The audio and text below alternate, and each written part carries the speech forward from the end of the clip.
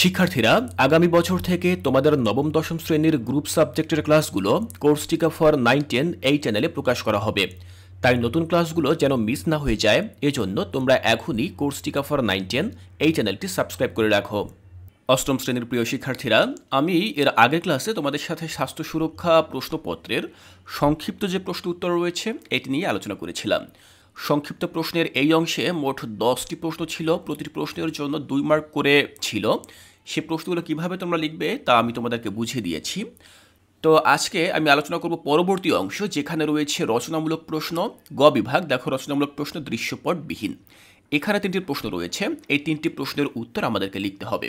শিক্ষার্থীরা এখানে খেয়াল করো, 3টি প্রশ্ন রয়েছে, কিন্তু এখানে 3টি প্রশ্ন থাকলেও যখন তোমাদের বার্ষিক পরীক্ষা হবে মূল যে প্রশ্নপত্র সেখানে কিন্তু 3টি প্রশ্ন থাকবে না, সেখানে থাকবে 5টি প্রশ্ন, এবং সেই 5টি প্রশ্ন থেকে 3টি প্রশ্নের উত্তর তোমাকে দিতে হবে। তো যাই হোক, এখানে যে 3টি প্রশ্ন রয়েছে প্রতিটি প্রশ্নের জন্য তোমাকে 5 মার্ক করে দেওয়া হবে, 3টি প্রশ্নের জন্য তুমি পাবে 15 মার্ক। তো আমরা চলো দেখে নিচ্ছি যে এই 3টি প্রশ্নের সমাধান আমরা কিভাবে লিখব। শিক্ষার্থীরা খেয়াল করো, আমাদের বিষয় হচ্ছে স্বাস্থ্য সুরক্ষা বার্ষিক পরীক্ষা 2024 নমুনা প্রশ্নোত্তর। প্রশ্নের ধরন হচ্ছে রচনামূলক প্রশ্নোত্তর এবং এটি হচ্ছে দৃশ্যপটবিহীন। দেখো আমাদের প্রথম যে প্রশ্ন, সেই প্রশ্নটি কি লেখা রয়েছে, নিজেদের সুস্থ রাখার জন্য খাবার নিরাপদ রাখা, পুষ্টিমান বজায় রাখার দিকে লক্ষ্য রাখুন বিষয়ক সচেতনতা তৈরির উদ্দেশ্যে একটি লিফলেট প্রস্তুত করো।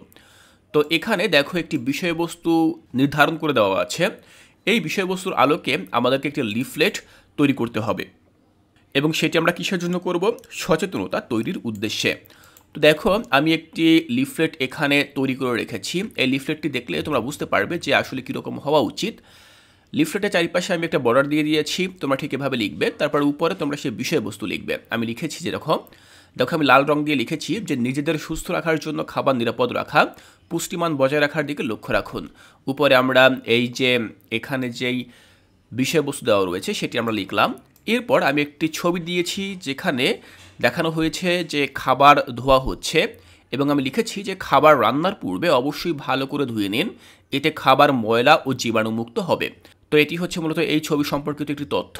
এরপরে আমি লিখেছি কি দেখো, খাবার পরিবেশনের সময় অবশ্যই ঢেকে রাখুন, এতে খাবারে মাছি পড়বে না এবং নিরাপদ থাকবে। তোমরা দেখতে পাচ্ছ এখানে খাবার ঢেকে রাখার একটি ছবি দেখানো হয়েছে। তারপরে দেখো সবশেষে আমি লিখেছি প্রচারে পলাশডাঙ্গা মাধ্যমিক বিদ্যালয়ের 8ম শ্রেণীর শিক্ষার্থীবৃন্দ। এখানে তোমরা তোমাদের স্কুলের নামের কথা লিখতে পারো।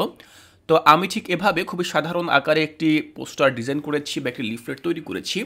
ঠিক এরকম একটি লিফলেট তোমরা খুবই অল্প সময়ের মধ্যে তৈরি করতে পারবে। আমি আশা করছি এখান থেকে বুঝতে আর কোনো অসুবিধা নেই। চলো আমরা পরবর্তী প্রশ্নে চলে যাই। দেখো দ্বিতীয় প্রশ্নে জানতে চাওয়া হয়েছে যে ভালো থাকা ক্লাব গঠনের প্রক্রিয়া বর্ণনা করুন, অর্থাৎ আমরা কিভাবে ভালো থাকা ক্লাব গঠন করতে পারি সেটি। তো দেখো আমরা লিখতে পারি, প্রথমত আমরা লিখব উদ্দেশ্য। আমাদের এই ক্লাব গঠনের উদ্দেশ্য কি? আমাদের ক্লাব গঠনের উদ্দেশ্য হচ্ছে বিদ্যালয়, পরিবার এবং সমাজের মানুষের প্রাথমিক চিকিৎসা নিশ্চিত করা। এটি হচ্ছে আমাদের ক্লাব গঠনের উদ্দেশ্য। এবার আমরা কোন কোন ধাপে বা কোন কোন প্রক্রিয়ায় এই ক্লাবটি গঠন করতে পারি সেটি দেখব। আমাদের প্রথম যে কাজ হবে সেটি হচ্ছে উদ্দেশ্য নির্ধারণ করা।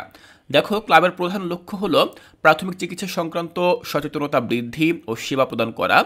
তো এটা হচ্ছে আমাদের উদ্দেশ্য নির্ধারণ করলাম আমরা। এরপর হচ্ছে কি দেখো সদস্য সংগ্রহ। বিদ্যালয়ের শিক্ষার্থী, শিক্ষক, অভিভাবক এবং সমাজের স্বেচ্ছাসেবকদের ক্লাবে অন্তর্ভুক্ত করা, আমরা সদস্য সংগ্রহ করলাম। এরপর কার্যক্রম পরিকল্পনা।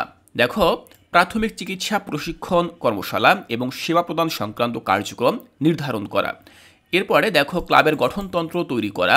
আমরা এখানে লিখতে পারি যে ক্লাবের নিয়মাবলী, সদস্যদের দায়িত্ব এবং কার্যক্রম পরিচালনার পদ্ধতি উল্লেখ করে একটি গঠনতন্ত্র তৈরি করা। এটি হচ্ছে 4 নম্বর। এরপর 5 বলা হয়েছে নির্বাচন, নেতৃত্ব নির্বাচন, সভাপতি, সেক্রেটারি, কোষাধ্যক্ষ, অন্যান্য পরিচালনা কমিটির সদস্য নির্বাচন করা। আমরা নেতৃত্ব নির্বাচন দেখে নিলাম। এরপর রয়েছে দেখো অর্থায়ন ও বাজেট পরিকল্পনা। তো ক্লাবের কার্যক্রম পরিচালনার জন্য সদস্য চাঁদা, অনুদান বা অন্যান্য উৎস থেকে অর্থ সংগ্রহ করা এবং সবশেষে কার্যক্রম শুরু করা। দেখো প্রাথমিক চিকিৎসার উপর উদ্বোধনী অনুষ্ঠান ও কর্মশালা আয়োজনের মাধ্যমে কার্যক্রম শুরু করা। তো এখানে আমি 7টি গঠনের প্রক্রিয়া দিলাম, যেই 7টি প্রক্রিয়া অনুসরণ করে আমরা ভালো থাকা ক্লাব গঠন করতে পারি। চলো পরবর্তী প্রশ্নে আমরা চলে যাই। দেখো 3 নম্বর প্রশ্নে জানতে চাওয়া হয়েছে স্বাস্থ্য কি, কিভাবে ভালো থাকা যায়, ব্যাখ্যা করো। তো প্রথমে আমরা স্বাস্থ্য সংক্রান্ত একটি ডেফিনেশন বা সংজ্ঞা আমরা উল্লেখ করব। দেখো আমি লিখেছি, স্বাস্থ্য বলতে একজন ব্যক্তির শারীরিক, মানসিক এবং সামাজিক সুস্থতার একটি সামগ্রিক অবস্থা বোঝায়, যা শুধুমাত্র রোগ বা দুর্বলতা না থাকার সঙ্গে সম্পর্কিত নয়।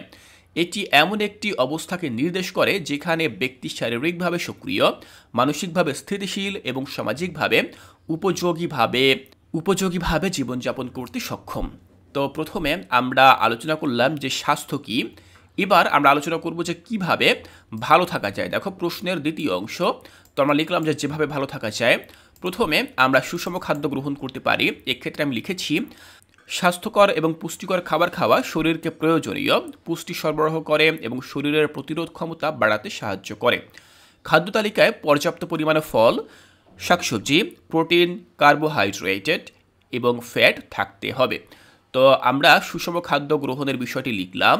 এরপরে আমরা লিখতে পারি নিয়মিত ব্যায়াম, প্রতিদিন অন্তত 30 মিনিট নিয়মিত ব্যায়াম, যেমন হাঁটা, দৌড়ানো, যোগব্যায়াম বা অন্য কোনো শারীরিক কার্যকলাপ শরীরের ফিটনেস বজায় রাখতে সাহায্য করে। ব্যায়াম হৃদযন্ত্রের স্বাস্থ্য ভালো রাখে, ওজন নিয়ন্ত্রণে রাখে এবং মানসিক স্বাস্থ্যের উন্নতি ঘটায়। আমরা 2 নম্বর যে উপায় সেটি লিখলাম। এরপরে দেখো 3 নম্বরে আমি লিখেছি পর্যাপ্ত বিশ্রাম। প্রতিদিন পর্যাপ্ত পরিমাণে ঘুমানো শরীর ও মনকে তরতাজা রাখে। একজন প্রাপ্তবয়স্কের প্রতিদিন অন্তত 7 থেকে 8 ঘন্টা ঘুমানো উচিত। পর্যাপ্ত ঘুম শারীরিক এবং মানসিক পুনর্জীবন করতে সাহায্য করে। এরপর দেখো 4 বলা হয়েছে মানসিক সুস্থতা বজায় রাখা। তো মানসিক চাপ নিয়ন্ত্রণ রাখার জন্য ধ্যান, মেডিটেশন বা শখের কাজ করা যেতে পারে। পরিবারের সদস্যদের সাথে সময় কাটানো, পছন্দের কাজ করা এবং মানসিক সুস্থতার জন্য প্রয়োজনীয় সময় বের করা জরুরি। এরপরে দেখো 5 বলা হয়েছে প্রচুর পানি পান করা। প্রতিদিন পর্যাপ্ত পরিমাণে পানি পান করা শরীরকে ডিহাইড্রেশন থেকে রক্ষা করে এবং শরীরের সমস্ত প্রয়োজনীয় কার্যক্রমের জন্য সহায়ক ভূমিকা পালন করে। 6 লেখা রয়েছে স্বাস্থ্যকর জীবনযাত্রা পালন। তো মাদক, তামাক, অ্যালকোহল ইত্যাদি থেকে দূরে থাকা উচিত, কারণ এগুলো শরীর এবং মানসিক স্বাস্থ্যের উপর মারাত্মক ক্ষতিকর প্রভাব ফেলে। এবার দেখো সর্বশেষ 7 নম্বরে আমি লিখেছি নিয়মিত স্বাস্থ্য পরীক্ষা করা। তো নিজের শরীরে স্বাস্থ্য সম্পর্কে অবহিত থাকতে নিয়মিত স্বাস্থ্য পরীক্ষা করা উচিত। এর মাধ্যমে প্রাথমিক পর্যায়ে যে কোনো রোগ নির্ণয় করা সম্ভব হয়। তাহলে শিক্ষার্থীরা তোমরা দেখলে যে কিভাবে আমি লিখলাম যে ভালো থাকার উপায়। আমি সর্বমোট 3টি প্রশ্ন নিয়ে আলোচনা করলাম, যেগুলো হচ্ছে এক একটি রচনামূলক প্রশ্ন। প্রতিটি প্রশ্নের জন্য 5 মার্ক করে নির্ধারণ করা হয়েছে। আমি আশা করছি যেভাবে তোমাদেরকে আমি উত্তরগুলো লিখে দেখিয়েছি, প্রশ্নগুলোর উত্তর তোমরা যদি ঠিক এভাবে লিখতে পারো তাহলে অবশ্যই প্রতিটি প্রশ্নের বিপরীতে তোমরা 5 নম্বর পাবে। শিক্ষার্থীরা আমি আশা করছি এখান থেকে বুঝতে আর কোনো অসুবিধা নেই। এর পরবর্তী ক্লাসে আমরা চলে যাব পরবর্তী অংশ, রচনামূলক প্রশ্ন, দৃশ্যপট নির্ভর প্রশ্ন। এখানে বেশ কিছু প্রশ্ন রয়েছে। এই প্রশ্নগুলোর সমাধান তোমরা কিভাবে লিখবে তা আমি এর পরবর্তী ক্লাসে তোমাদেরকে বুঝিয়ে দেব। তাই শিক্ষার্থীরা কোর্সটিকায় এর পরবর্তী ক্লাসগুলো দেখার আমন্ত্রণ জানিয়ে আজকের এই ক্লাসটি এখানেই শেষ করছি।